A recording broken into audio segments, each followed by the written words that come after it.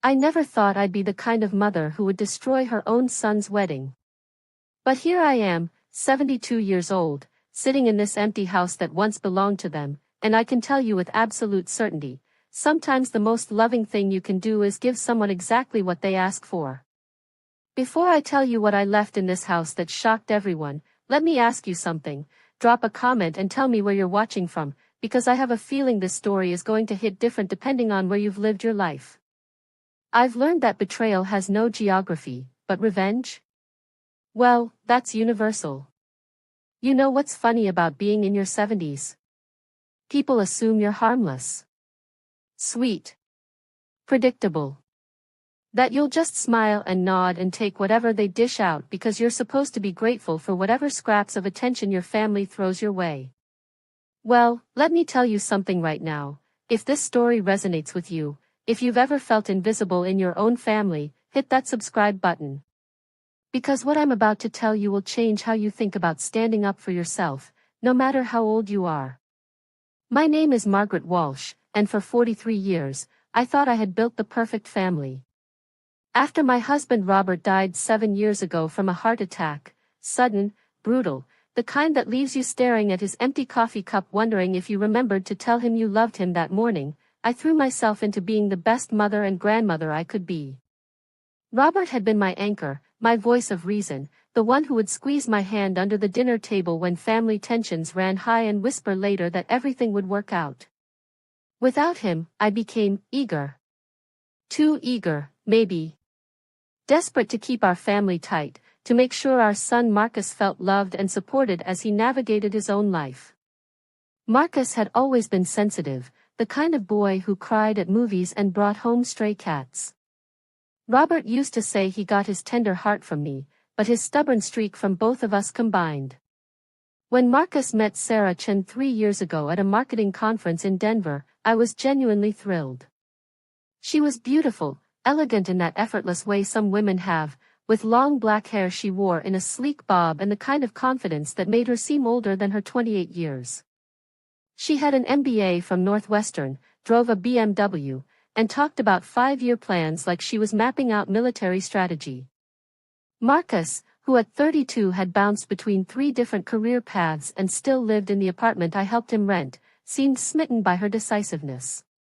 "She makes me want to be better, Mom," he told me over dinner that first Christmas she joined us. Sarah sat perfectly poised at my dining room table, complimenting my green bean casserole while somehow making it clear she would never eat more than 3 bites. She asked thoughtful questions about Robert's military service, admired the photos on my mantelpiece, and laughed at all the right moments during Marcus's stories about his childhood. I should have trusted my instincts then. There was something about the way she laughed, not quite reaching her eyes, a performance more than genuine amusement. But Marcus was happier than I'd seen him since his father died, and I wanted so desperately to believe that this polished, successful woman could be the making of my son. The first red flag came 6 months into their relationship. Marcus had been talking about moving in with Sarah, and I offered to help with the transition. I'd done the same thing when he moved apartments before, packed boxes, cleaned, organized. It was our thing, our way of spending time together. "Oh, Mrs. Walsh," Sarah said when Marcus mentioned my offer, her voice sweet as artificial sugar, "that's so generous, but we've actually hired professional movers. We want everything to be coordinated. You understand." The way she said coordinated made it sound like my help would be chaos incarnate. Marcus nodded along, not seeming to notice that his girlfriend had just politely rejected his mother's involvement in a major life event. But I noticed. And I smiled and said of course, I understood completely, while something cold settled in my stomach. The rejections came in small doses after that. Too small to make a fuss about without looking petty. When I offered to host Thanksgiving, Sarah suggested they start their own traditions as a couple. When I invited them to my book club's monthly dinner, Sarah had a work commitment. When I mentioned wanting to take them to see the community theater production I'd been volunteering with for 15 years, Sarah gently explained that she wasn't really into amateur theater. Each rejection was reasonable. Polite. accompanied by that perfect smile and sometimes even a compliment about how busy I was, how many interests I had for someone my age. But they added up, like paper cuts, until I started to feel like I was always reaching for my son through a wall of glass. Marcus didn't seem to notice. He was lost in love, in the whirlwind of Sarah's ambitious life. She got him a job at her marketing firm. She helped him lease a better car. She introduced him to her friends, young professionals who met at wine bars and talked about property investments. Slowly, the son who used to call me 3 times a week started calling once a week, then every other week, then just when Sarah reminded him to. But I adapted. I learned to text instead of call. I learned to make plans weeks in advance instead of spontaneous invitations. I learned to keep my visits short and always bring something, flowers, wine, homemade cookies that Sarah would thank me for graciously while mentioning her new gluten-free diet. I convinced myself this was normal, that this was what happened when children grew up and found their own way. The engagement came 18 months ago. Marcus called me on a Tuesday evening, breathless with excitement. "Mom," she said, "yes. We're engaged." We were at this amazing restaurant overlooking the lake, and I had the ring hidden in my jacket pocket all night, and when she went to the bathroom I almost chickened out, but then I listened to him babble about the proposal, about Sarah's reaction, about their plans for a spring wedding, and I felt that familiar mix of joy and loss that comes with watching your child step further into a life that has less and less room for you. But I was happy for him. Genuinely happy.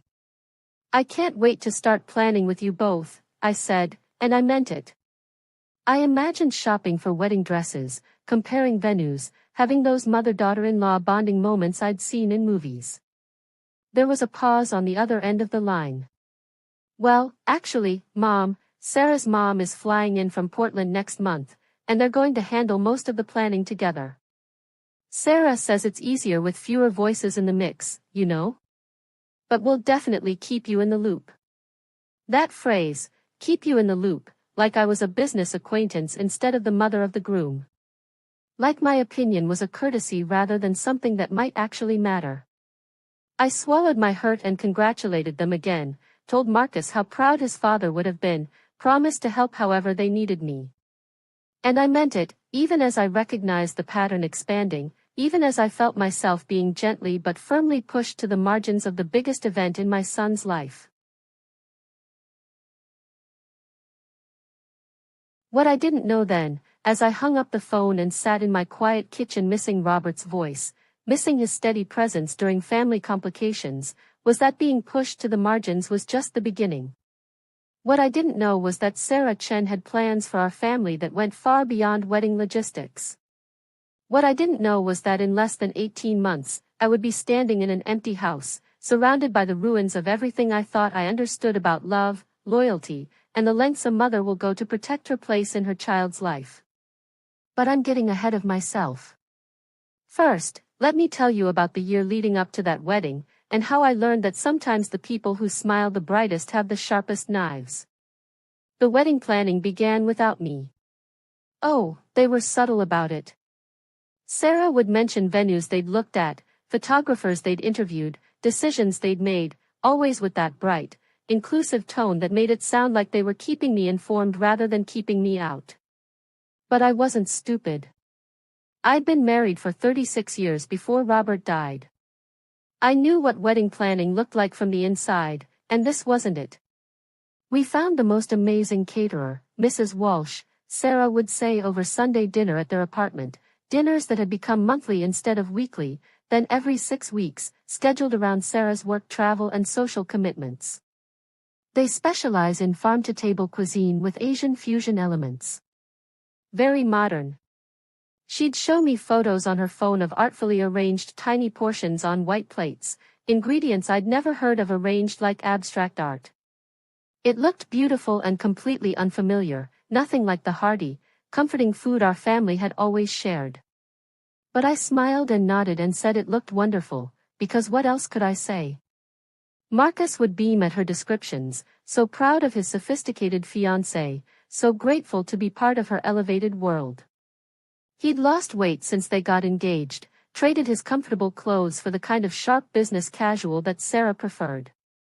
Even his laugh had changed, quieter, more controlled, like he was editing himself in real time. The guest list conversation happened on a rainy Sunday in October, 9 months before the wedding. I'd brought homemade apple cinnamon scones, and we were sitting around their sleek glass dining table that always made me nervous about leaving fingerprints. "We're trying to keep it intimate," Sarah explained, pulling out a leather-bound planner that looked more like a business proposal. "The venue only holds 120 people, so we really have to be selective." I waited for them to ask about my side of the family, about Robert's military friends who'd become like brothers to me over the years, about the neighbors who'd watched Marcus grow up. Instead, Sarah flipped through pages of neat columns and color-coded sections. "Most of my college friends are scattered across the country, but they're definitely coming. And then there's my work network, my boss, my team, some key contacts. They're important for Marcus's career too, now that he's part of the company." She looked up at him adoringly. "Networking events disguised as weddings, isn't that smart?" Marcus nodded enthusiastically, and I felt something twist in my chest. When had my son started thinking about his wedding as a networking opportunity? "What about our family friends?" I asked carefully. "The Kowalskis have known Marcus since he was 5. And Mary Patterson from down the street, she practically helped raise him after Robert died." "Oh, that's so sweet," Sarah interrupted, her voice warm with condescension. "But you know how it is with childhood connections. People grow apart, develop different interests. We want the wedding to represent who we are now, not who we used to be." The dismissal was elegant, complete, and delivered with a smile that never wavered. Marcus didn't say anything. He just reached over and squeezed Sarah's hand, like she'd said something wise instead of something that erased the first 30 years of his life. That night, I went home and called my sister Linda in Phoenix. Linda's always been the blunt one in our family, the one who says what everyone else is thinking. "She's freezing you out," Linda said after I'd recounted the conversation. "Classic power play. She gets to be the center of Marcus's world by making sure there's no competition for his attention." "But I'm his mother, Linda. I'm not competition. I just want to be included." "Honey, to a woman like that, you're the biggest competition there is.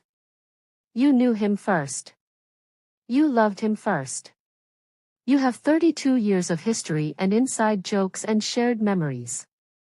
She gets 2 years and a ring." Linda's words felt both validating and terrifying. Was that really what was happening? Was this really a war I hadn't realized I was fighting? What am I supposed to do about it? Fight back. Stop being so accommodating. Stop making it easy for her to sideline you. But I didn't know how to fight back without hurting Marcus. And despite everything, despite the slow erosion of my place in his life, I could see he was happy. He was successful at work, confident in a way he'd never been before, planning a future with someone who challenged him to be his best self. How could I begrudge him that? How could I risk damaging his happiness because my feelings were hurt? So I didn't fight back. I adjusted. Again. When they announced they'd found the perfect wedding dress without me, Sarah's mother had flown in for a surprise weekend, and they'd spontaneously gone shopping, I smiled and asked to see photos. When they booked the honeymoon without mentioning it until after it was paid for, I asked where they were going and acted excited about their choice. When they scheduled the engagement party for the same weekend as my book club's annual retreat, an event I'd been looking forward to for months, I canceled my plans and showed up with a homemade gift basket and a smile. Every accommodation felt like a small death, a little piece of myself I was carving away to make room for Sarah's vision of their life together. But I told myself this was temporary, that once they were married and settled, things would get better. Once Sarah felt secure in her position as Marcus's wife, she'd relax, include me more, let me back into my son's life. I was so naive. The bridal shower was the turning point, though I didn't realize it at the time. Sarah's friends organized it, sophisticated women in their late 20s and early 30s who worked in marketing and finance and law. They rented a private room at an upscale wine bar downtown, the kind of place with exposed brick walls and bartenders who called drinks libations. I arrived early, wearing my best dress, a navy blue wrap dress I'd bought for Robert's funeral and had barely worn since. I brought a gift I'd spent weeks choosing, a beautiful set of vintage dessert plates I'd found at an estate sale, delicate porcelain with hand-painted flowers that reminded me of the dishes my grandmother had used for special occasions. The other women arrived in groups, air-kissing and complimenting each other's outfits, carrying gift bags from expensive stores I'd never shopped at. They were friendly enough to me, the way you're friendly to someone's elderly aunt at a family gathering, polite, inclusive in that careful way that keeps you at arm's length. I found myself sitting at the edge of conversations, listening to discussions about promotions and vacation homes and restaurants I'd never heard of. When they played games, I tried to participate, but every question seemed designed to highlight how little I knew about Sarah's preferences, her history, her dreams. What's Sarah's favorite vacation destination? The women called out answers: Napa. The Hamptons. That spa in Scottsdale. I sat there holding my pen, realizing I had no idea. I'd never heard Sarah talk about travel beyond business trips and the honeymoon planning she'd done with Marcus. What's Sarah's biggest pet peeve? People who are always late. Bad grammar in work emails. Oversharing on social media. Again, I had nothing. I knew Sarah was particular about things, but I'd never been close enough to learn about her real quirks, her genuine frustrations. The gift opening was worse. Sarah exclaimed appropriately over each present: silk scarves, expensive candles, jewelry, kitchen gadgets that looked like modern art. When she got to my vintage plates, she held them up and smiled that perfect smile. How thoughtful, Mrs. Walsh. These are so unique. Very vintage inspired. The way she said vintage inspired made it clear they weren't actually vintage enough, not the right kind of antique, not valuable enough for her taste. She set them aside quickly and moved on to the next gift, but I caught the look that passed between her and her maid of honor, a tiny eye roll, a shared moment of condescension that they thought I couldn't see. I spent the rest of the shower sitting in that uncomfortable chair, watching my future daughter-in-law laugh with her real friends, the people who actually knew her, and I realized something that made my chest tight with panic: I didn't know Sarah at all. And she had no interest in letting me know her. Worse than that, she was making sure Marcus didn't need me to know her either. The drive home that night was the loneliest I'd felt since Robert's funeral. I sat in my car in my own driveway for 20 minutes, looking at my little house with its garden that I'd maintained for 4 decades, and wondered when I'd become a stranger in my own son's life. That's when I started paying closer attention. Not to be paranoid or spiteful, but to understand what was really happening, to see the dynamic I'd been too hopeful to recognize. And what I saw, as winter turned to spring and the wedding approached, was a masterclass in manipulation. Sarah wasn't just planning a wedding. She was orchestrating the complete transformation of Marcus's life, and my elimination from it. But understanding the game was only the first step. The real shock came when I realized just how far she was willing to go to win it. Spring arrived early that year, and with it came the wedding vendors, the final fittings, and the mounting realization that I had been assigned the role of polite observer in my own son's most important day. 3 weeks before the wedding, I still hadn't seen Sarah's dress. I still didn't know the ceremony details beyond the time and location. I still hadn't been asked for any input on anything that mattered. But I had been given a job, managing the guest book table and helping elderly relatives find their seats. "It's perfect for you, Mrs. Walsh," Sarah had said when she handed me this assignment over lunch at a cafe I couldn't afford to eat at regularly. "You're so good with people, so naturally nurturing. And it keeps you right there where everyone can find you if they need anything." What she meant, I realized later, was that it kept me busy and visible, busy enough that I couldn't interfere, visible enough that no one could say I'd been excluded. It was a masterstroke of social engineering. But the real revelation came 3 days before the wedding, during what should have been a routine family dinner. Marcus had invited me to their apartment for Sunday dinner, the first time in 6 weeks. I was so grateful for the invitation that I spent the entire day cooking his favorite meal, pot roast with roasted vegetables, mashed potatoes, and the chocolate cake I'd been making for his birthday since he turned 8. I arrived at their apartment building downtown, a sleek high-rise with a doorman and marble floors that always made me feel underdressed, carrying containers of food and wearing my best smile. Marcus met me at the door with a hug that felt different somehow, tighter but briefer, like he was trying to squeeze weeks of affection into a few seconds. "Mom, you didn't have to bring so much food," he said, taking the containers from my hands.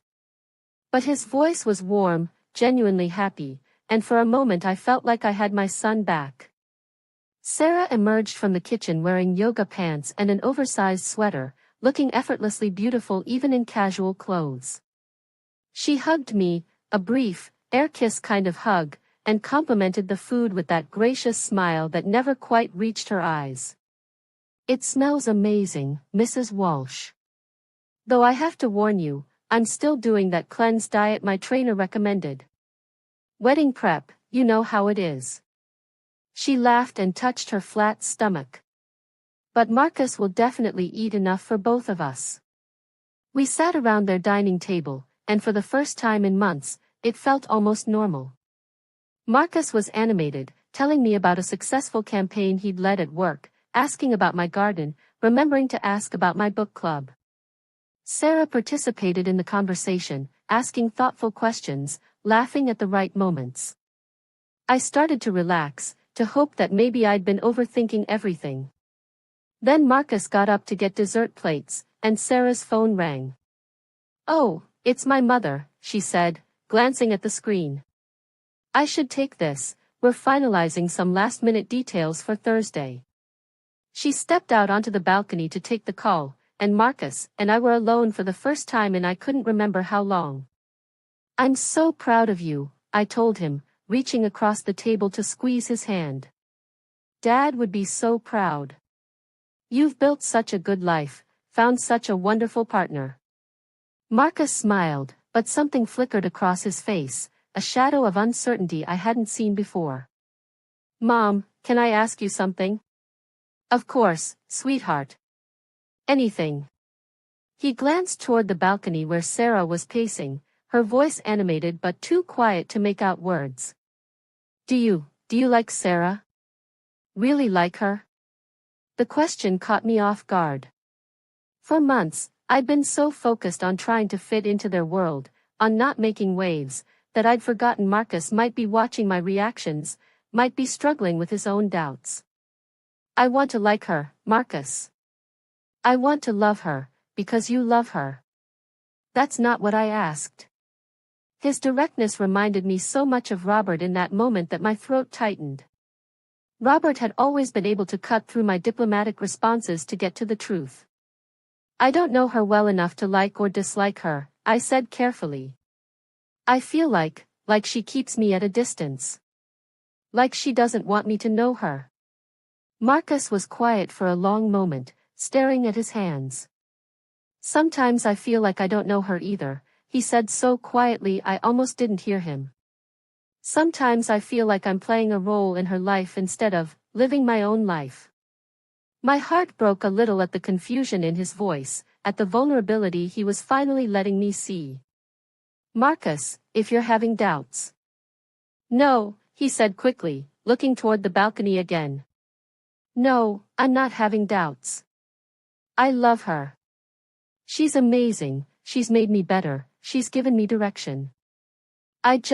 Sometimes I miss the way things used to be. Simpler, you know." Before I could respond, Sarah slid the balcony door open and came back to the table, her phone tucked away and her smile back in place. "Sorry about that. Mom had a question about the seating arrangements. You know how mothers get about weddings." She laughed, but there was something sharp in her voice, something that made Marcus straighten in his chair. The rest of dinner felt different.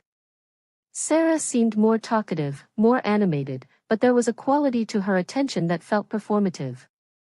She complimented my cooking again, asked about my plans for the wedding weekend, made sure to include me in every conversation.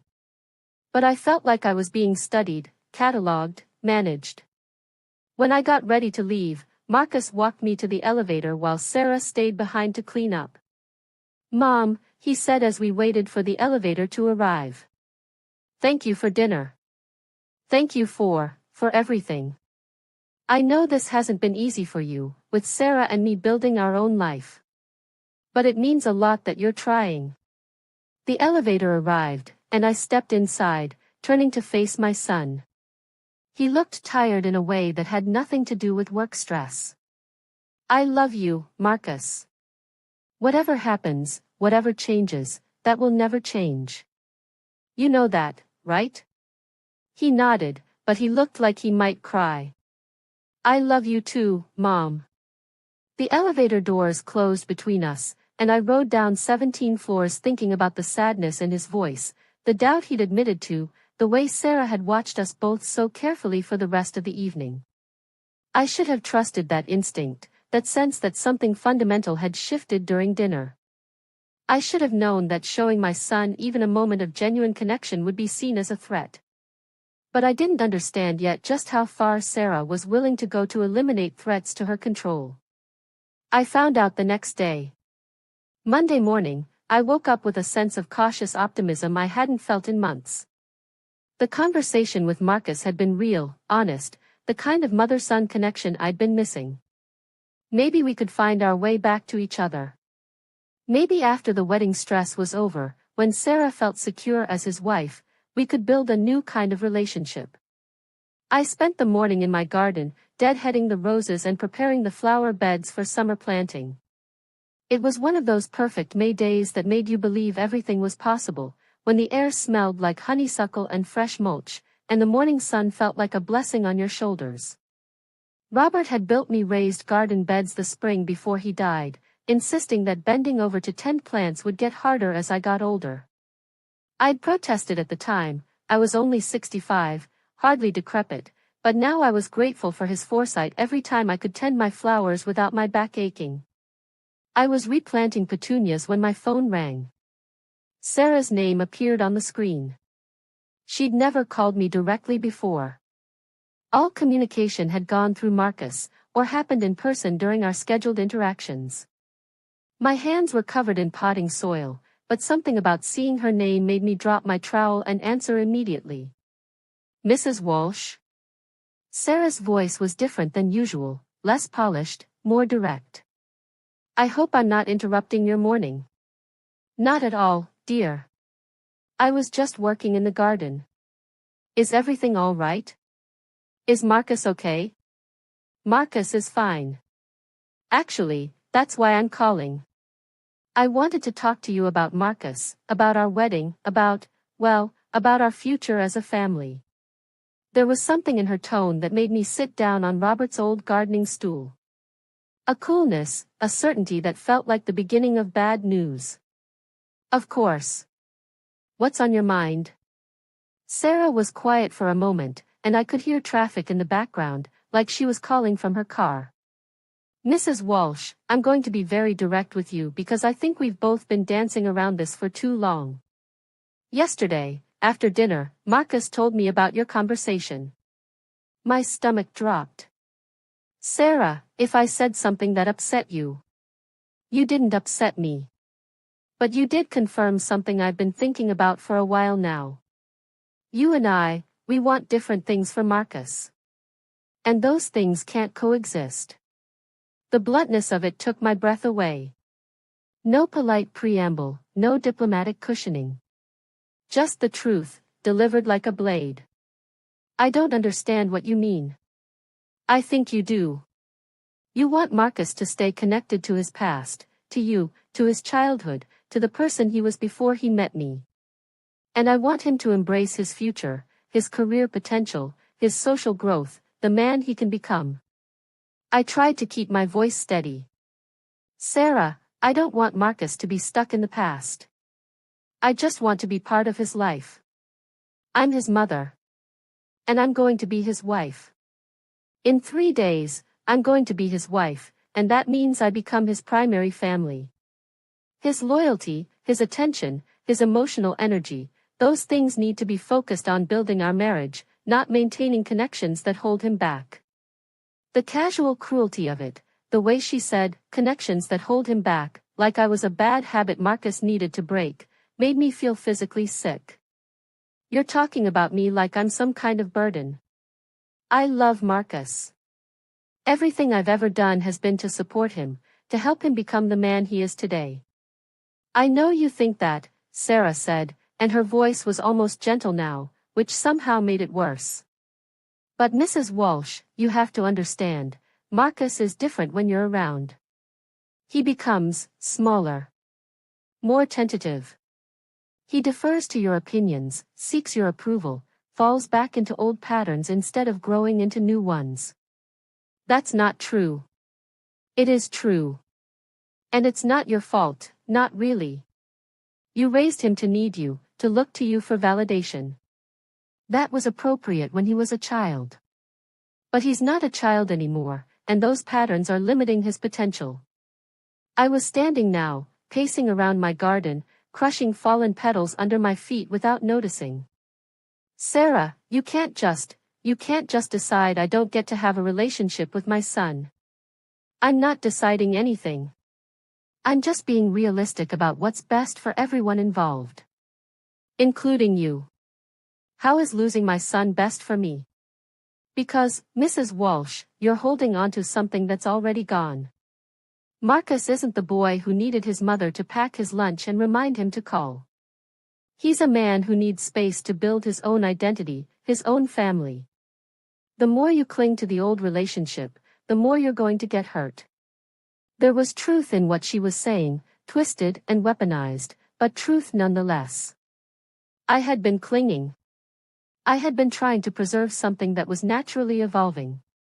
But her solution, complete severance, felt like death.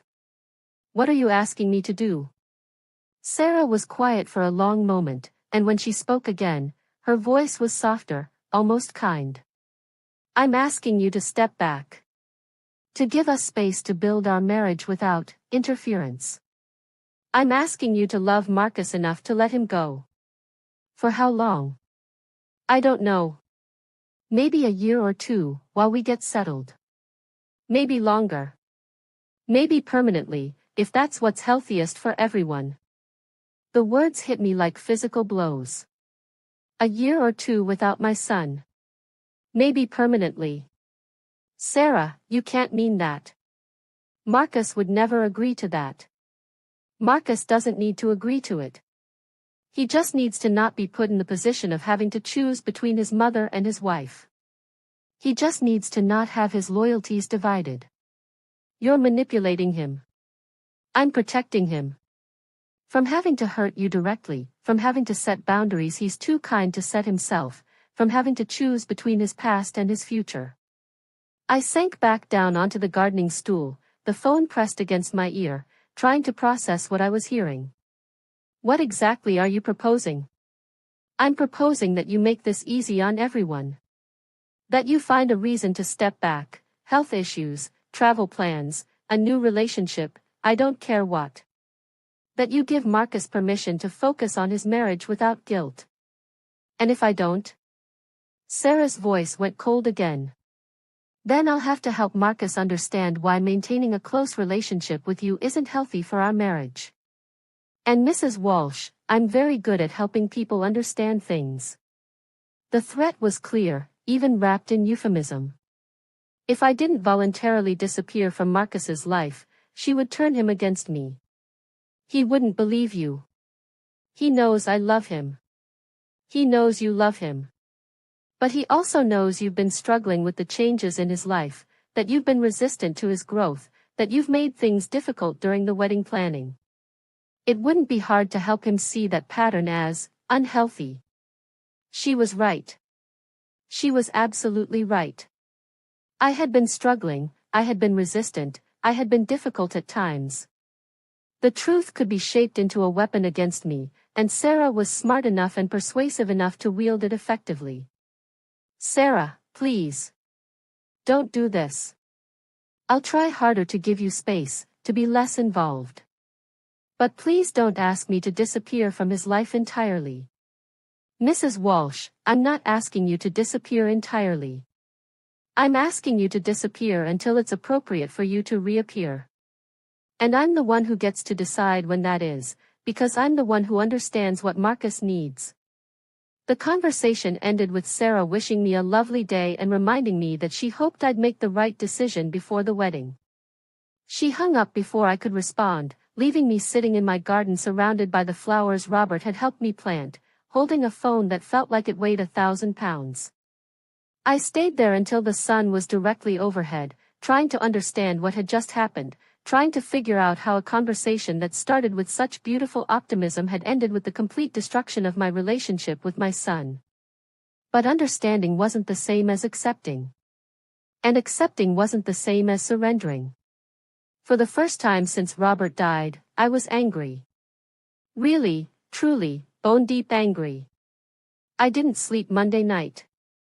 I lay in the bed I'd shared with Robert for 36 years, staring at the ceiling and replaying Sarah's words over and over, looking for some interpretation that didn't end with me losing my son forever. By Tuesday morning, I'd made a decision. I was going to fight. Not with screaming or accusations or dramatic confrontations that would make Marcus choose sides. Sarah was too smart for that approach, too skilled at making herself look reasonable and me look unstable. No, I was going to fight with information. With evidence. With the kind of careful planning that Robert had taught me during his military years: know your enemy, understand the battlefield, and never reveal your strategy until you're ready to win. I started with research. Sarah Chen had a digital footprint like most people her age, and while her social media was carefully curated, it still told a story. I spent Tuesday morning scrolling through 3 years of Instagram posts, Facebook updates, and LinkedIn connections, looking for patterns, inconsistencies, anything that might give me leverage. What I found was a woman who collected people the way some people collect art, not for love or genuine connection, but for status, for what they could add to her image. Her photos were perfectly staged, her captions calculated for maximum impact. She had hundreds of friends, but very few repeat appearances in her social life. People seemed to cycle through her orbit and then disappear. More interesting were the gaps. No photos or mentions of long-term friendships from college or high school. No evidence of previous serious relationships lasting more than 8 months. No posts about family gatherings or childhood memories. Sarah appeared to have materialized fully formed at age 25, with no messy history or complicated relationships to explain. This wasn't necessarily damning, but it suggested a pattern of compartmentalization that made me wonder what else she kept separate from her carefully constructed image. I called my neighbor Janet, who worked in HR at a large corporation downtown. I need a favor, I told her over coffee on her back deck. And I need you to keep this completely confidential. Janet had been my friend for 15 years, ever since she moved into the house next door with her husband and 2 young daughters. She'd helped me through Robert's death, bringing casseroles and sitting with me during the worst nights when the quiet felt like it might swallow me whole. What's going on, Margaret? You look like you haven't slept. I told her about Sarah's phone call, about the ultimatum, about my growing suspicions that Marcus was being isolated and manipulated. Janet listened without interrupting, her expression growing more concerned with each detail. That's emotional abuse, Margaret. Classic patterns. Isolate the victim from their support system, create dependency, maintain control through fear of abandonment. But Marcus seems happy. Successful. He's not some helpless victim. Smart, successful people can be victims too. Sometimes they're the easiest targets because their competence makes them think they can't be manipulated. And isolation doesn't have to be dramatic, it can be gradual, subtle, disguised as growth or improvement. Janet agreed to help me research Sarah's employment history, to see if there were any red flags in her professional relationships. She had contacts at several local firms and could make discreet inquiries without raising suspicion. While Janet worked her network, I decided to do something I'd never done before. I hired a private investigator. I found David Chen through a Google search, no relation to Sarah, despite the shared surname. He was a former police detective who specialized in background investigations, with an office in a strip mall between a dry cleaner and a nail salon. His website promised discretion, thoroughness, and results. David was probably 50, with salt and pepper hair and the kind of patient demeanor that invited confidences. When I explained my situation, he didn't judge or question my motives. He just took notes and asked practical questions about timelines and budgets.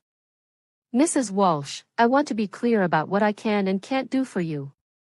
I can research public records, verify employment and education claims, look into financial history, check for criminal background. But I can't manufacture evidence of wrongdoing, and I can't guarantee I'll find anything that changes your situation." "I understand. I just need to know who she really is. I need to know if my instincts are right or if I'm just a bitter old woman who can't accept that her son is growing up." David smiled at that. "In my experience, bitter old women don't hire private investigators to check their own biases. They just act on their assumptions. The fact that you want evidence suggests your instincts are worth investigating." I wrote him a check for his retainer, money from the savings account Robert and I had built for emergencies. This felt like an emergency, even if it wasn't the kind we'd planned for. Wednesday morning, 36 hours before the wedding, Janet called with her first findings. "I talked to 3 people who've worked with Sarah at different companies over the past 5 years, she said, her voice tight with concern. "The pattern is consistent, Margaret. She's brilliant at her job, but she leaves a trail of damaged relationships behind her." Janet had spoken to a former colleague who described Sarah as professionally ruthless, someone who took credit for other people's work and threw subordinates under the bus to protect her own reputation. Another contact mentioned a rumor about Sarah having an affair with a married supervisor at her previous job, nothing proven, but enough whispers to create workplace tension. The most disturbing information came from someone who'd worked directly under Sarah for 8 months before transferring to a different department. She said Sarah had a talent for identifying people's insecurities and exploiting them, Janet told me. She'd build up their confidence, make them dependent on her approval, then use that dependency to control their behavior. It was so subtle that people didn't realize what was happening until they were completely isolated from other relationships. My hands were shaking as I wrote down these details. Everything Janet was describing matched what I'd observed in Sarah's relationship with Marcus: the gradual isolation, the replacement of his support system with her approval, the way he becomes smaller and more uncertain even as his external success grew. But I still needed more than workplace gossip and psychological patterns. I needed something concrete, something that would help Marcus see the situation clearly without making me look like a conspiracy theorist. Wednesday afternoon, David called with preliminary results from his background check. "Most of what Sarah Chen has told your son appears to be true," he said. "MBA from Northwestern, employment history checks out, no criminal record. But there are some interesting gaps." David had found inconsistencies in Sarah's employment timeline, periods of unemployment that didn't match her LinkedIn profile, a pattern of short tenures at high-status companies, and several former employers who declined to provide references beyond confirming dates of employment. "That last part is significant," David explained. "When companies won't provide references beyond basic confirmation, it usually means the departure wasn't amicable, possibly involving legal agreements or non-disclosure clauses." More intriguingly, David had found evidence of a previous engagement that Sarah had never mentioned to Marcus. 3 years before she met my son, Sarah had been engaged to a man named Kevin Walsh in Seattle. The engagement lasted 8 months before ending abruptly, with Kevin filing a restraining order alleging harassment and emotional abuse. The restraining order had been temporary and was never made permanent, but the initial filing included allegations that Sarah had isolated Kevin from his family and friends, made him financially dependent on her, and threatened to destroy his career when he tried to end the relationship. I can't verify the specific claims, David told me. Court records are sealed, and Kevin Walsh declined to be interviewed. But the pattern suggests this isn't the first time Ms. Chen has exhibited controlling behavior in a romantic relationship.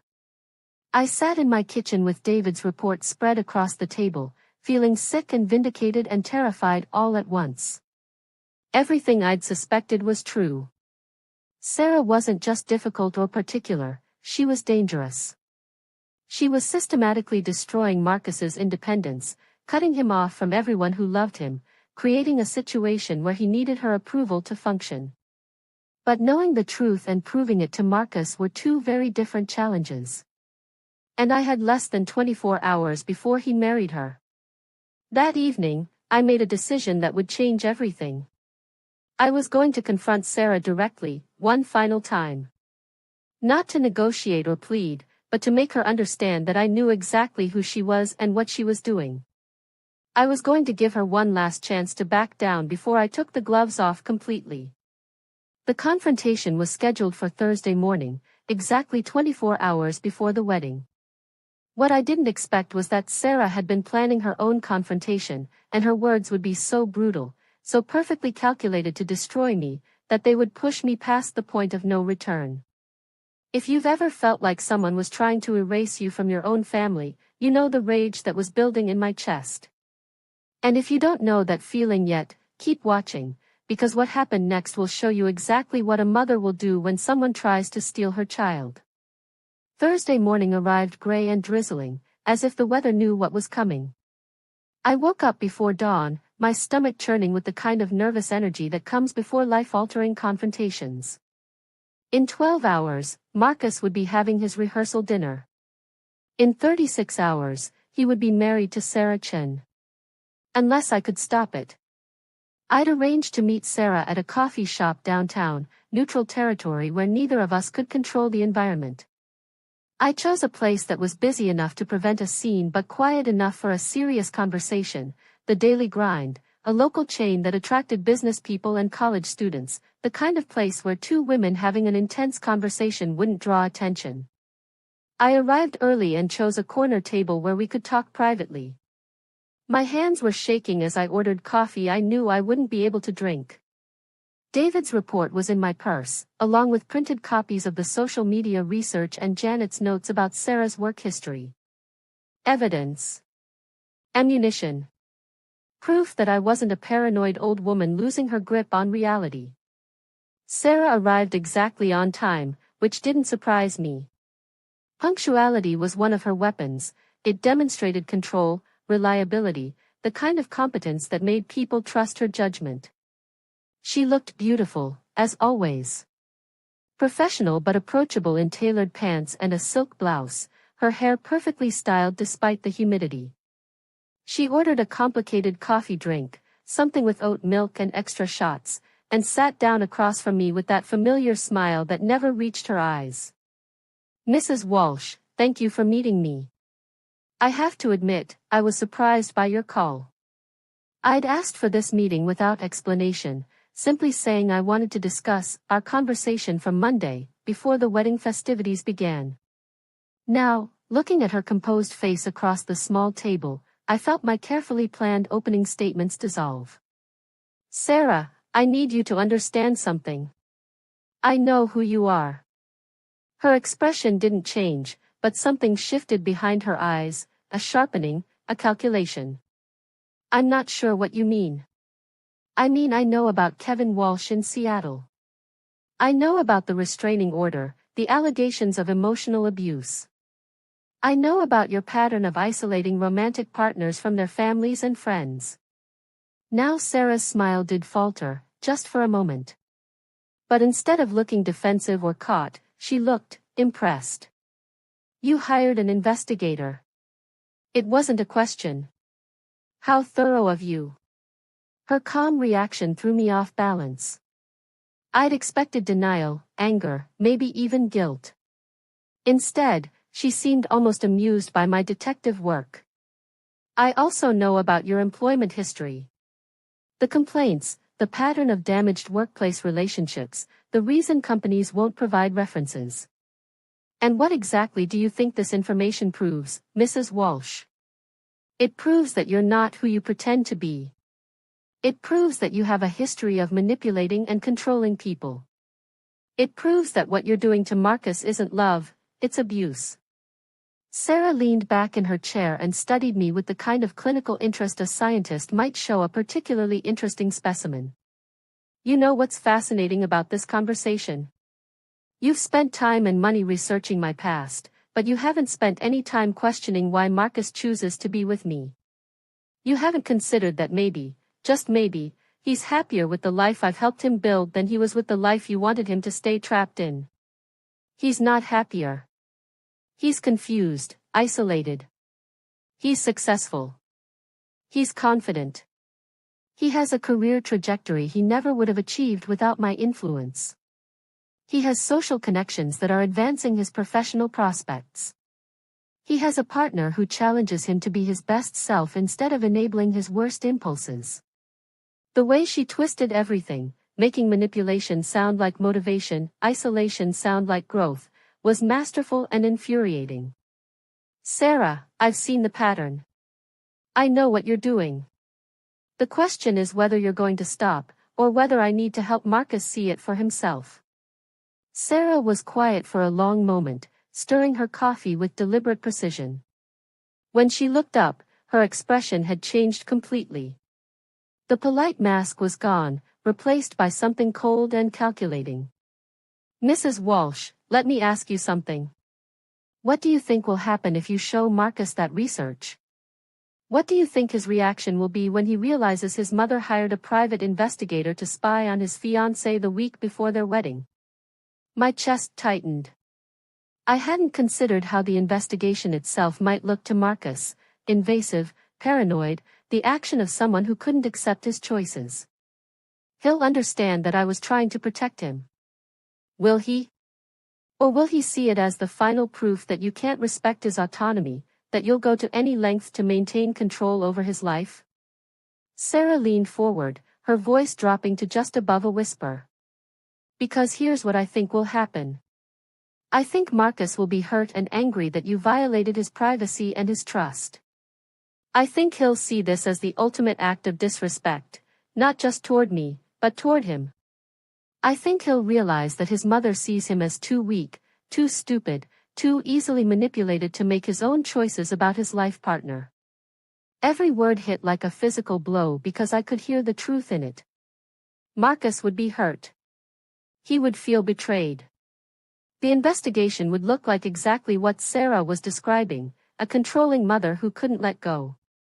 And then, Sarah continued, her voice getting softer and more dangerous, I think he'll ask himself why he should maintain a relationship with someone who has so little faith in his judgment, so little respect for his decisions.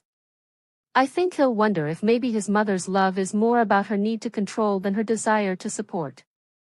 I felt tears starting and fought them back. Sarah was good at this, finding the exact words to make her target doubt themselves, to make manipulation look like clarity. But you know what, Mrs. Walsh? I'm not going to let it get that far. I'm not going to let you hurt Marcus with your paranoid accusations and your pathetic attempt at private investigation. You can't stop me from talking to my son. Sarah's smile returned, but this time it was sharp enough to cut glass. Actually, I can. Because I'm going to make you an offer, and you're going to take it, because the alternative is losing Marcus forever in the most painful way possible. She reached into her purse and pulled out an envelope, setting it on the table between us. Inside that envelope is a cashier's check for $50,000. That's my wedding gift to you, Mrs. Walsh, a generous contribution to your comfortable retirement. I stared at the envelope like it might explode. You're trying to bribe me. I'm trying to make this easy on everyone. Take the money. Use it to travel, to pursue hobbies, to build a life that doesn't revolve around Marcus. Give us 2 years of complete distance, no calls, no visits, no contact of any kind. After 2 years, if Marcus wants to rebuild a relationship with you, I won't stop him. And if I don't take your bribe? Sarah's expression went completely cold. Then tomorrow morning, exactly 1 day before our wedding, I'm going to tell Marcus that you've been harassing me. I'm going to show him the evidence of your private investigation, your invasive research into my personal history, your desperate attempts to sabotage our relationship. I'm going to explain that I've tried to be patient with your inability to accept his growth, but that your behavior has escalated to stalking and harassment. The casual cruelty of it took my breath away. She had thought of everything, planned for every possible reaction. I'm going to tell him that I can't feel safe in our marriage knowing that his mother is actively working against me, that I can't build a life with someone whose family member is dedicated to destroying our happiness. And then I'm going to ask him to choose, his future with me or his past with you. He would never believe you. Mrs. Walsh, I have copies of the private investigator's report that you commissioned. I have records of your social media stalking. I have documentation of every conversation we've had, including the recording I made of our phone call on Monday when you made several concerning statements about your emotional state. She'd recorded our conversation. Of course she had.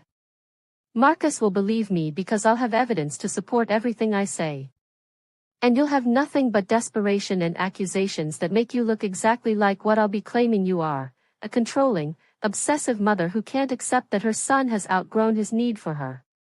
I sat there in that coffee shop, surrounded by the normal sounds of a Thursday morning, espresso machines, casual conversations, the rustle of newspapers, and realized I was looking at pure evil disguised as a beautiful young woman with an MBA and a 5-year plan.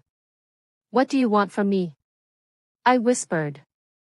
Sarah's voice was gentle now, almost kind, the way a predator might sound when offering mercy to cornered prey. I want you to disappear, Mrs. Walsh. I want you to take this money and disappear from Marcus's life so completely that he forgets what it felt like to have a mother who didn't trust his judgment.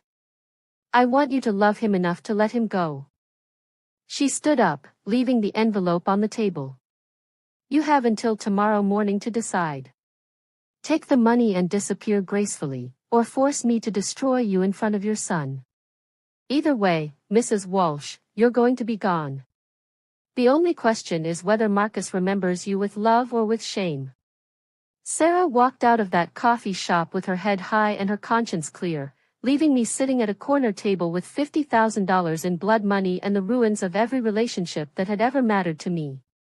I stayed there for 2 hours, staring at that envelope, understanding with perfect clarity that Sarah Chen had just declared war on my family and won it before I even knew we were fighting.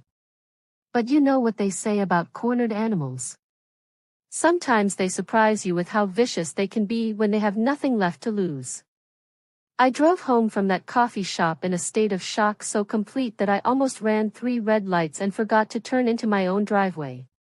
I sat in my car outside my house, the house Robert and I had bought when Marcus was 5, the house where I'd raised my son and buried my husband and learned to live alone, and tried to process what had just happened. Sarah Chen had backed me into a corner so expertly, so completely, that my only options were surrender or mutual destruction. Take her money and disappear, or lose Marcus in the most painful way possible when she painted me as an unstable stalker who couldn't accept his happiness. But sitting there in my car, staring at my rose garden and remembering all the years I'd spent nurturing this family, I realized Sarah had made one crucial miscalculation.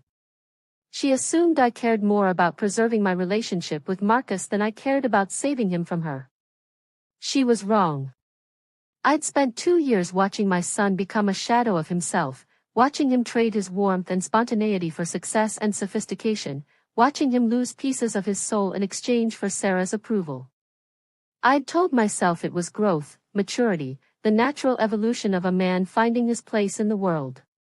But after that conversation, after seeing the cold calculation behind Sarah's perfect smile, I understood that what I'd been witnessing wasn't growth, it was systematic destruction. Marcus wasn't becoming a better version of himself. He was becoming Sarah's version of what a successful man should be, even if it meant killing everything that had made him Marcus in the first place. I couldn't save my relationship with my son. Sarah had made sure of that. But maybe I could save my son from Sarah. That evening, I did something I hadn't done since Robert's funeral. I got drunk. Really, properly, destructively drunk on the bottle of bourbon Robert had been saving for Marcus's wedding day.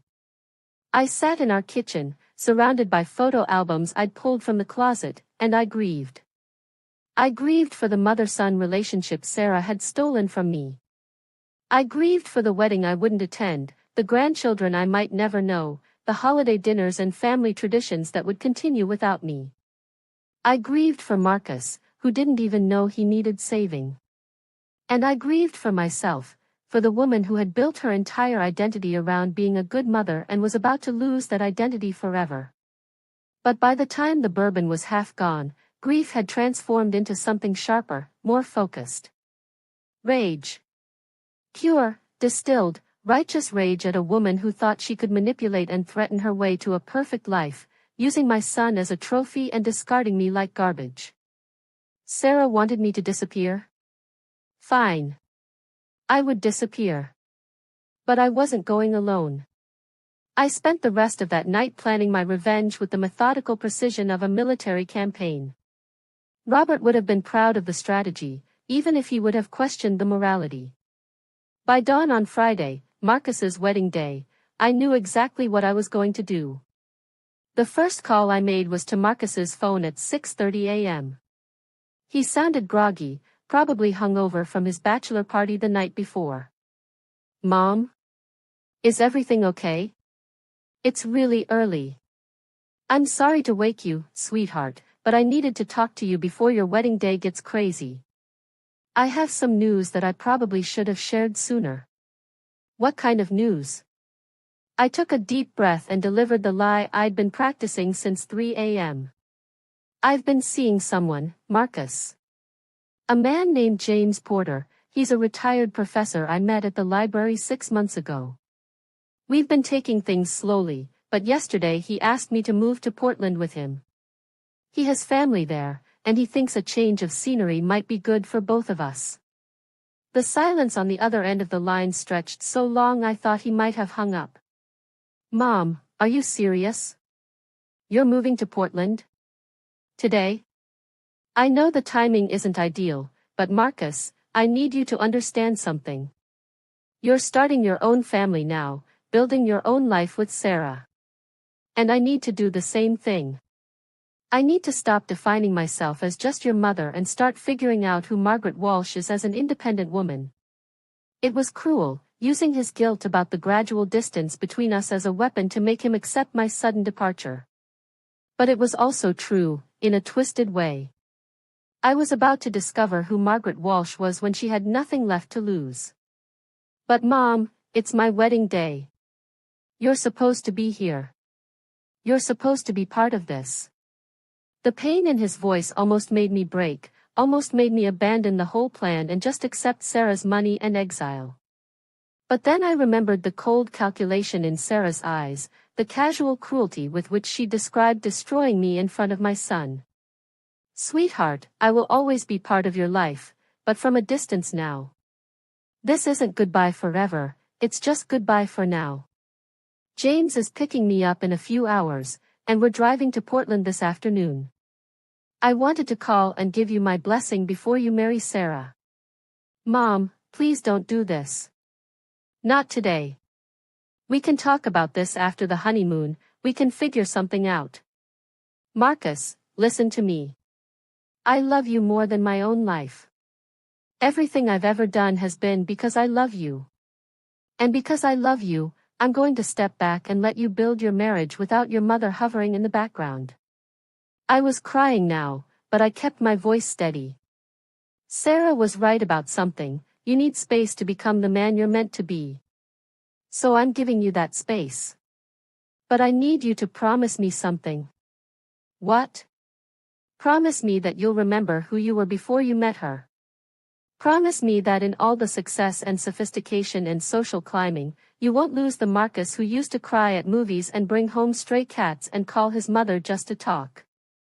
That Marcus was pretty wonderful, and the world needs more men like him. Marcus was crying too now. I could hear it in his voice. Mom, I don't want you to go. I know, baby. But sometimes loving someone means making choices that hurt in the short term but help in the long term. This is one of those times. We talked for another 10 minutes, about practical things like forwarding addresses and staying in touch, about emotional things like how proud Robert would have been today. I told Marcus I loved him one more time and hung up before I lost my nerve. The second call I made was to David, my private investigator. I need you to do something for me today, and I need you to not ask questions about why. Mrs. Walsh, are you all right?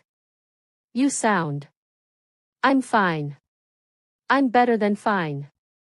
But I need you to deliver some information to my son Marcus Walsh this afternoon at precisely 4 p.m. Can you do that? David was quiet for a moment.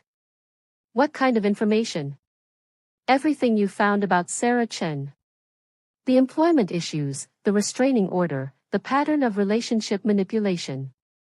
I want you to present it as follow-up research he commissioned, not something I paid for. Mrs. Walsh, I can't lie about who my client was. That's fraud. Then don't lie. Tell him his mother asked you to give him this information because she loves him and wants him to make informed decisions about his life. Tell him she's already gone to Portland and isn't trying to stop the wedding, she just wants him to know who he's marrying.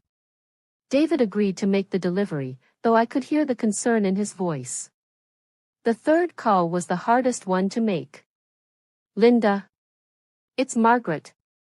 I need you to do something for me, and I need you to not argue with me about it. My sister listened as I outlined my plan, her silence growing more worried with each detail. Margaret, what you're describing isn't justice.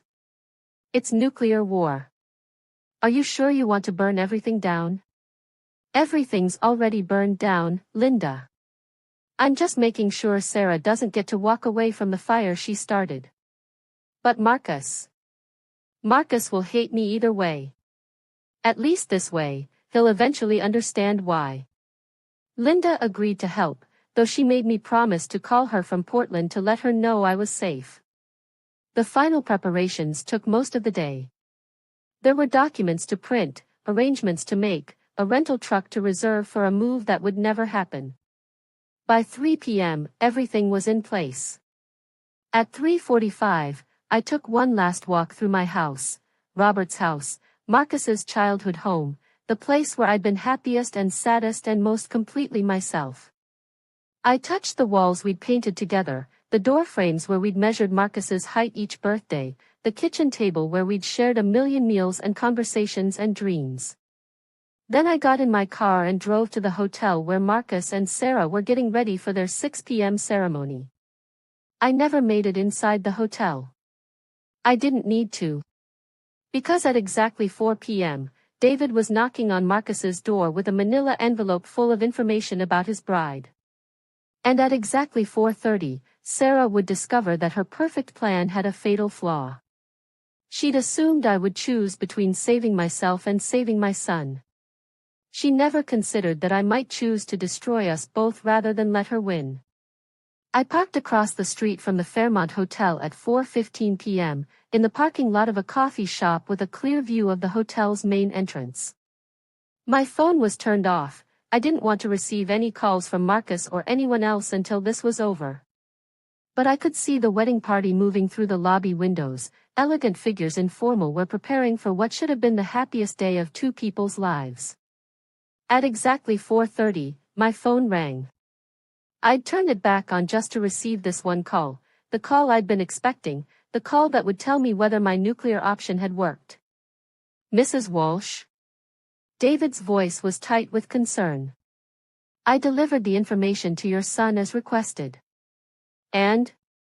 He didn't react the way I expected. He looked at the documents for maybe 2 minutes, then handed them back to me. My heart sank.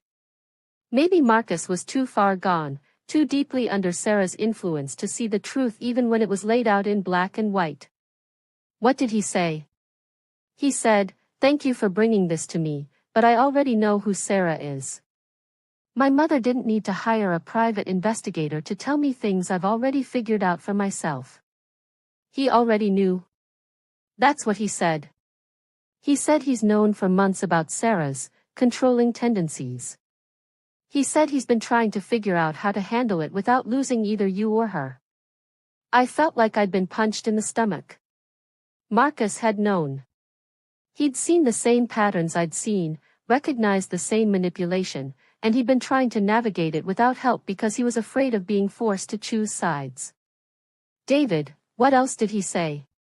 He asked me to tell you that he understands why you hired me, and he's not angry about the investigation. He said to tell you that he loves you and he wishes you'd talk to him directly instead of. David paused. Instead of disappearing to Portland. Did he ask you about Portland? He did.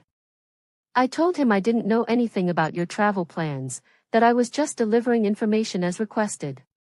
After I hung up with David, I sat in my car for another hour, watching the hotel entrance and processing what I'd learned.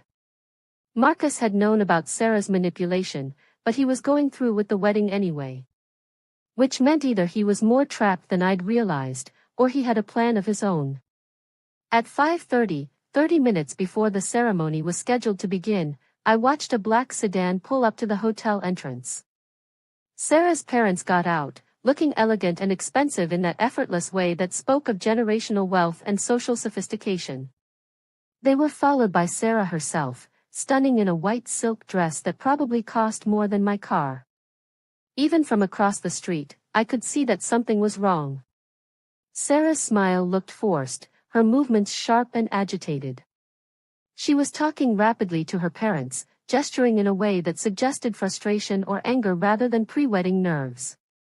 At 5:45, I watched Marcus emerge from the hotel in his tuxedo. He should have been glowing with happiness, surrounded by groomsmen and family members preparing for his big moment.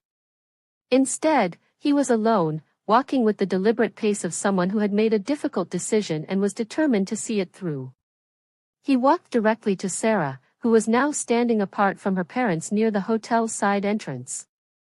Even from my distance, I could see the tension between them, Sarah's animated gestures, Marcus's stillness, the way they stood just slightly too far apart for a couple about to pledge their lives to each other.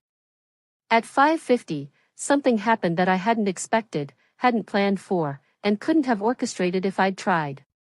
Sarah pulled out her phone and made a call. A short call, maybe 30 seconds.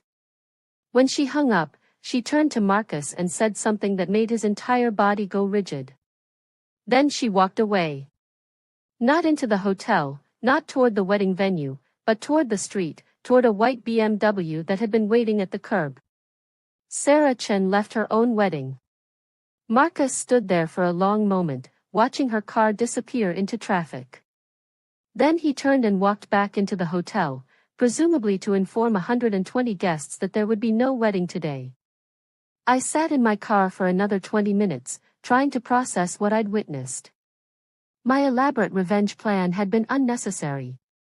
Whatever David's information had revealed to Marcus, whatever conversation had just taken place between him and Sarah, it had ended with her walking away rather than face the consequences of her own manipulation.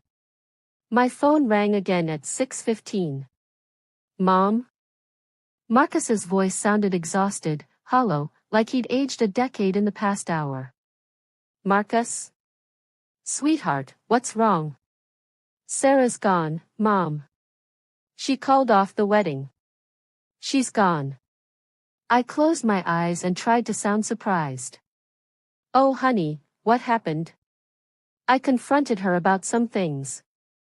About the way she's been treating you, about the way she's been managing our relationship. She didn't deny any of it. She just said she couldn't marry someone who would always choose his mother over his wife. The irony was breathtaking. Sarah had spent 2 years systematically separating Marcus from me, and in the end, she destroyed her own wedding by making him choose between us. Marcus, I'm so sorry. Do you want me to come back? I can turn around right now. No, Mom. Don't come back yet. I need some time to figure out who I am when I'm not trying to balance everyone else's needs and expectations. I need to figure out how to be Marcus instead of who everyone else wants me to be. It was exactly what I'd hoped to hear and exactly what I'd been afraid to ask for. Take all the time you need, sweetheart. But remember what I told you this morning, don't lose yourself in all of this. The Marcus who called me 3 times a week and cried at movies and brought home stray cats, that Marcus is worth preserving. I know, Mom. And I'm sorry. I'm sorry I let things get so complicated between us. I'm sorry I didn't stand up for you sooner. You don't need to apologize for anything. You were trying to build a life with someone you loved. That's what you're supposed to do.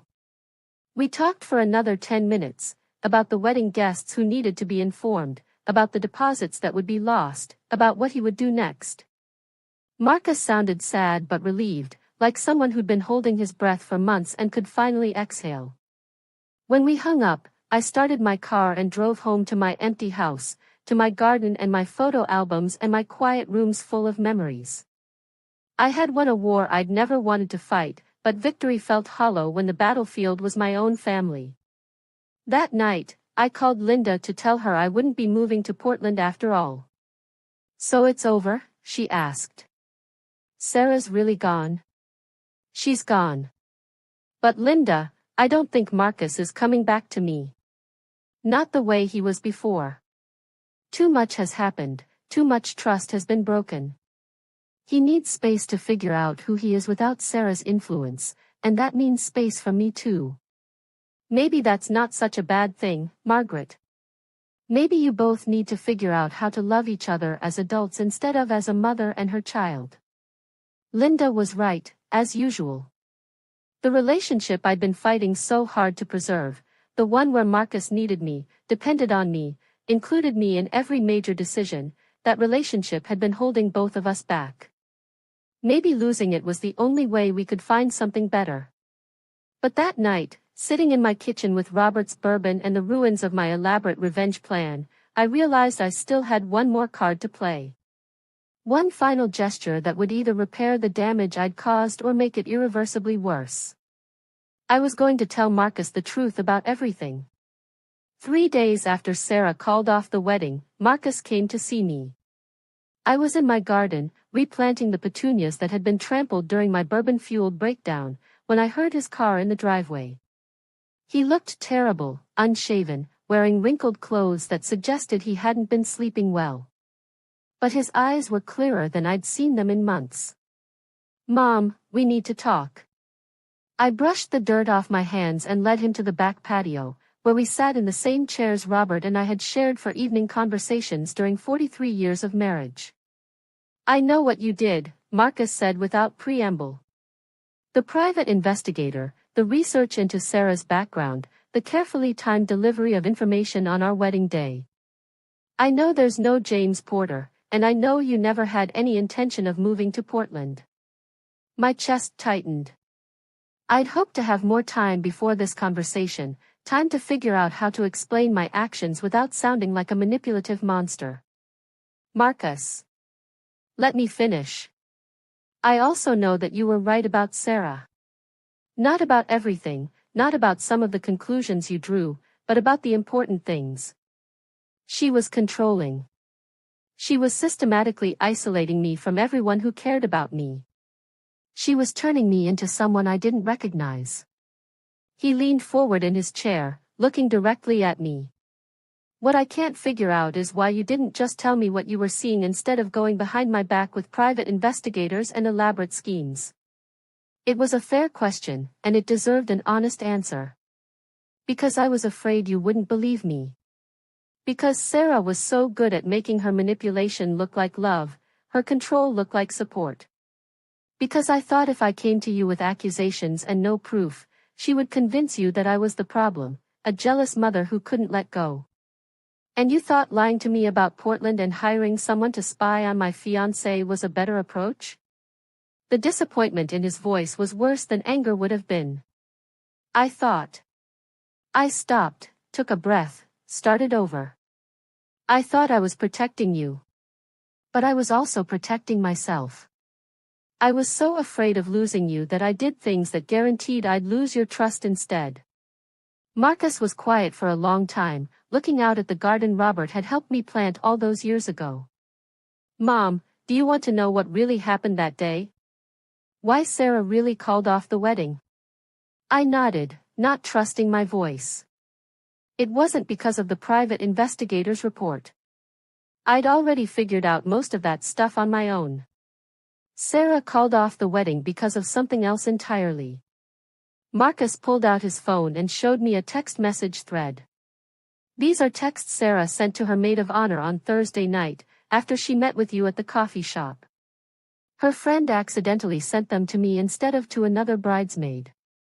I read the messages with growing horror. The old bitch actually hired a PI to investigate me. Can you believe the audacity? Don't worry though.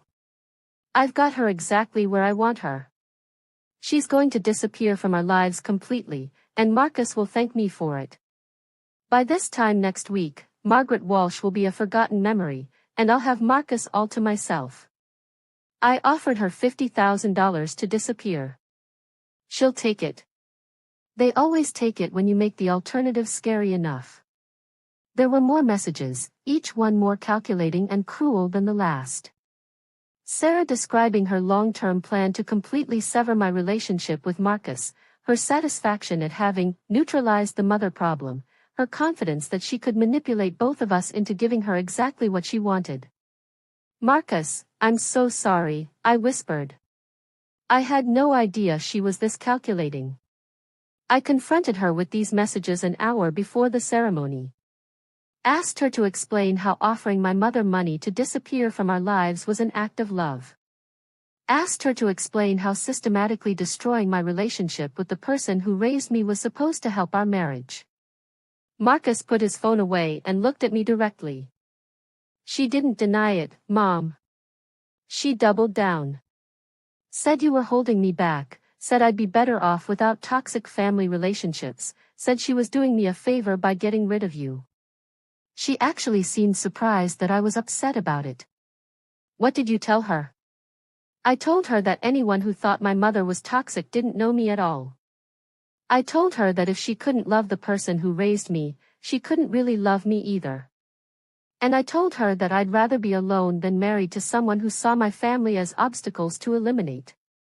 The relief I felt was so overwhelming that I started crying, ugly, gulping sobs that I'd been holding back for months. Marcus moved his chair closer and took my hands. Mom, I need you to understand something. You were right to be worried about Sarah, but you were wrong about how to handle it. We could have figured this out together if you'd trusted me enough to be honest about what you were seeing. I know. I know I handled everything wrong. I was so scared of losing you that I almost lost you anyway. And I need you to understand something else. The reason Sarah was able to manipulate me so effectively wasn't because I'm weak or stupid. It's because I've spent my whole life trying to make the people I love happy, even when it meant ignoring my own instincts. Marcus squeezed my hands. That's something I learned from you, Mom. The way you sacrificed your own needs to take care of Dad and me, the way you always put everyone else's happiness before your own. Sarah saw that trait in me and used it against me. The truth of what he was saying hit me like a physical blow. I had raised Marcus to be accommodating, to prioritize other people's needs, to find his value in how useful he could be to others. Sarah had weaponized the very qualities I'd instilled in him. So what happens now? I asked. Now we both learn how to have a relationship based on honesty instead of fear. You learn to trust that I can handle difficult conversations and make my own decisions, even if they're mistakes. And I learn to trust my own instincts instead of looking for other people's approval. Marcus stood up and walked to the edge of the patio, looking out at the neighborhood where he'd grown up. There's something else, Mom. Something I need to tell you about what I found at Sarah's apartment when I went to get my things. He turned back to me, and his expression was troubled. She had files. Detailed files on both of us. Photos, financial records, social media screenshots going back months. She had information about your health insurance, your mortgage payments, your savings account balances. She knew exactly how much money you had and where you kept it. The implications of that hit me immediately. Sarah hadn't just been planning to remove me from Marcus's life, she'd been planning something much more comprehensive. Marcus, what are you saying? I'm saying I think Sarah's ultimate plan was to isolate me completely and then systematically drain both our resources. The engagement ring she insisted on cost $40,000, my entire inheritance from Dad. The wedding she planned cost another $60,000, all from my savings. The apartment we were leasing was in her name only, even though I was paying the rent. Marcus sat back down, looking exhausted. I think she saw us as a long-term financial investment. Get rid of you, marry me, wait a few years for you to die naturally, and then inherit everything as your loving daughter-in-law who took such good care of your son. The calculated cruelty of it was breathtaking. Sarah hadn't just wanted to steal my son, she'd wanted to steal our entire legacy, everything Robert and I had built over a lifetime of work and sacrifice. Did you confront her about the files? I didn't get the chance. She was already gone by the time I found them. But I kept copies of everything, just in case we need them later. We sat in comfortable silence for a while, processing everything that had been revealed. Finally, Marcus spoke again. Mom, I want to ask you something, and I need you to be completely honest with me. Anything. Are you glad this happened? Are you glad Sarah's gone and the wedding was called off? I thought about his question for a long time, trying to separate my relief from my regret, my vindication from my sorrow. I'm glad you're safe from someone who wanted to hurt you. I'm glad you discovered who she really was before you married her. But Marcus, I'm not glad about the pain you went through, or the humiliation, or the loss of the life you thought you were building. I reached for his hand again. And I'm not glad about the way I handled things. I'm not glad that I lied to you and went behind your back and made you question whether you could trust your own mother. Those things were wrong, regardless of how this turned out. Marcus nodded slowly. I forgive you, Mom. For the private investigator, for the lies about Portland, for not trusting me enough to handle the truth. But I need you to promise me that we'll never let fear drive us apart like this again. I promise. But Marcus, I need you to promise me something too. What? Promise me that you'll take time to figure out who you are when you're not trying to please someone else. Promise me you'll learn to trust your own judgment, even when it disappoints people you care about. I promise. That conversation happened 6 months ago. Since then, Marcus and I have rebuilt our relationship slowly, carefully, with the kind of honesty we should have had all along. He comes for dinner every Sunday, but he also travels with friends and dates other women and makes decisions without asking my opinion first. I offer advice when he asks for it, and I keep my mouth shut when he doesn't. It's different from the relationship we had before Sarah, but it's better. Healthier.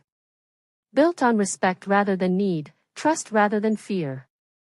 As for Sarah, we never saw or heard from her again after she walked away from that hotel. The last I heard, she'd moved to Los Angeles and was engaged to someone else, a tech executive with family money and no close relatives to complicate her plans. I hope he's smarter than we were. I hope he sees through her performance before she can do to him what she tried to do to us. But if he doesn't, that's not my responsibility anymore. My job now is to live my own life, love my son in healthy ways, and remember the lesson Robert tried to teach me during all those years of marriage. Sometimes the most loving thing you can do is trust the people you care about to make their own choices, even when those choices scare you. The house Sarah left empty in my story was never a physical house, it was the emotional space she'd tried to carve out between Marcus and me, the void she'd attempted to create where our love used to be. What I left in that empty space, what shocked everyone including myself, was the truth. All of it. The messy, complicated, imperfect truth about love and control and the difference between protecting someone and trusting them. And you know what I learned from this whole experience?